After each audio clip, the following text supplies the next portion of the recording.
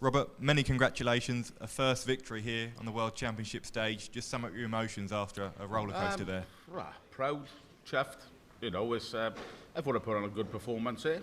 Probably not my best, but quite close. But you know, Niels played well, but I just thought I just had that little finishing edge, better than him really. And that last leg was incredible. Niels on 76 after 9 darts. That 1-2-1 finish, how special was that at that moment of the game? It's my favourite out shot. If I hit that treble 11, that double 14, I could close my eyes. It's going. And Gabriel Clemens now in round 2. We know what Gabriel can produce on this stage, but do you view that as a real opportunity now? Yeah, of course. I've beaten Gabriel before. You know, I've beaten a lot of the top players before, but now I've got the well, it's not so much a confidence, because I've always got confidence in myself and believe in my own game.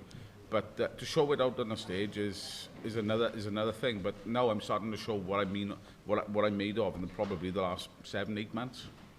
And not only are you competing here at the World Championship, you're also battling to try and retain your tour card. How does that affect your mindset coming into a tournament like this?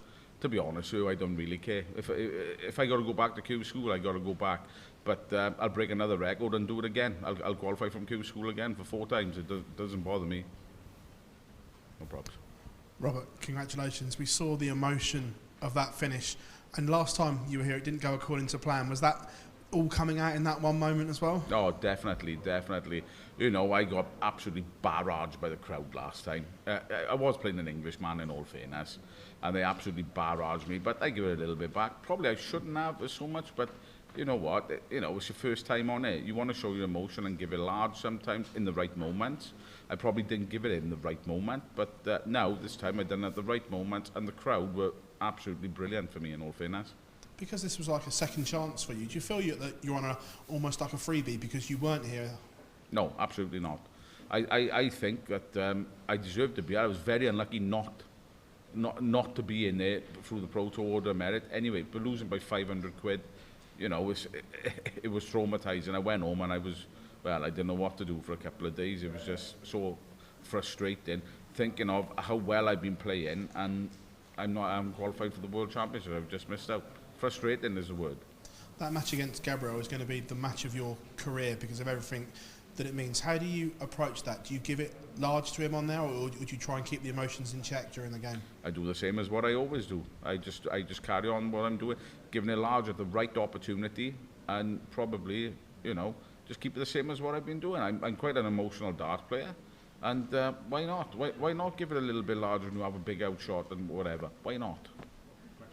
Thank you.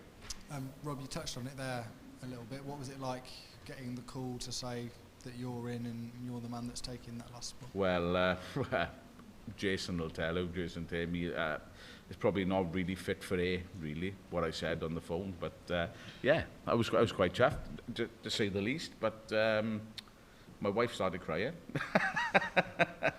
Believe it or not, because she cares so much. She's passionate about what I do, you know, and what I'm trying to achieve for my family, for my young family.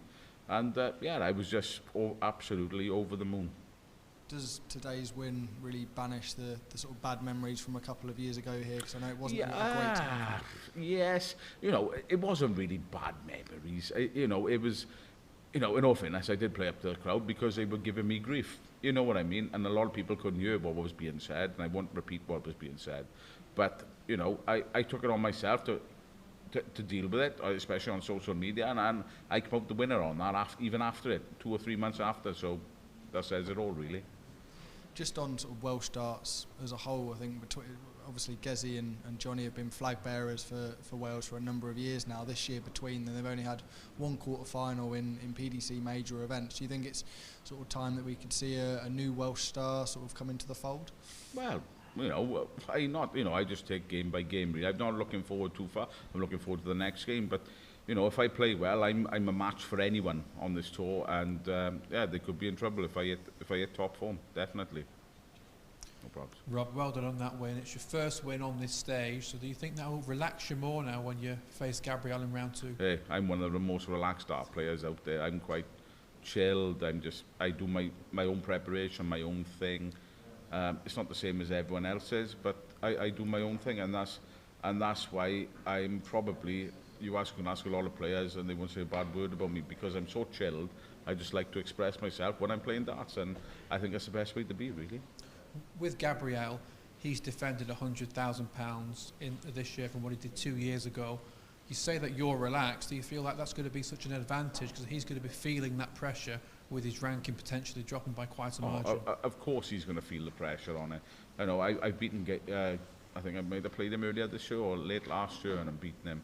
But, you know, every game is different. You know, he's defending a lot of money. So ultimately he's going to be under a lot of pressure, not just off me, off everything else. But yeah, hopefully it pans out and it plays well for me. We saw last year that there was a lot of Germans that came over to Alexandra Palace to support their guys.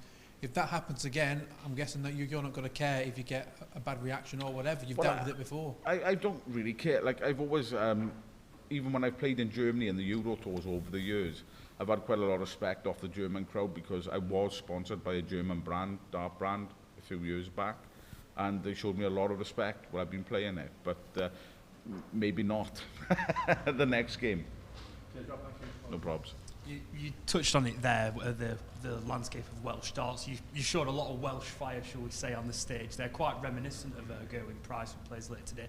Do you have much relationship with him away from the Gerwyn, yeah, we'd all got me, Gerwyn, Johnny, you know, you got Barry Bates, you got Richie Burnett. We all live within about 45 minutes of each other. It's nothing. We used to have local tournaments and all of us would turn up to it, and plus you got all the other Welsh players, which you got the youngster, Kurt Parry, you know, he's a class player, and Kurt used to live 2 doors away from me, you know what I mean? So we had that fire to play each other almost week in, week out in local tournaments. You know, some of them were for 250 quid, some of them were for 500 quid. We all wanted to beat each other, but as a close knit with the Welsh players, we are quite close, and you know, if we can help each other out, we will. Obviously, you touched on the bit of a hostile environment there. Obviously, Gerwyn Price is known to come on the wrong end of it quite frequently. Obviously, you had a little snippet of it, shall we say, there. How is it having to manage that as well as focusing on your game on that stage? Well, the last time I played that, you know, some of the stuff was vile that was being chucked at me, quite frankly. But hey, I'm thick-skinned. I don't really care what people think. I'm me. All I care about was what's happening with me and my family. I don't care what anyone else thinks. But it's not nice to have it. It's not nice to be on the barrage end of it, especially on social media. But when people find out that exactly what was going on, it's a different kettle of fish. You all want to be your friend, but you know what I mean. Unfortunately, that's what it's like being I suppose, as a sports person. I suppose, even a darts player, football player, anyone. It's all the same. But you know, to be honest with you, I don't really care. Like you say you don't really care, and you seem to handle it really well. Would you have any advice for Gerwyn Price if he does come at the wrong end of the crowd reaction again? You know, what advice can I give Gez? At the end of the day, he's a world champion. I can't give him any advice. He can only show me advice, give me advice. I can't give him anything. The guy's been there and done it, you know, and I've got the utmost respect for him. You know what I mean? I know his children, I know his wife. You know, I can only give him utmost respect, but yeah, probably not play up so much. Yeah. Thank you very much and best of luck. No probs.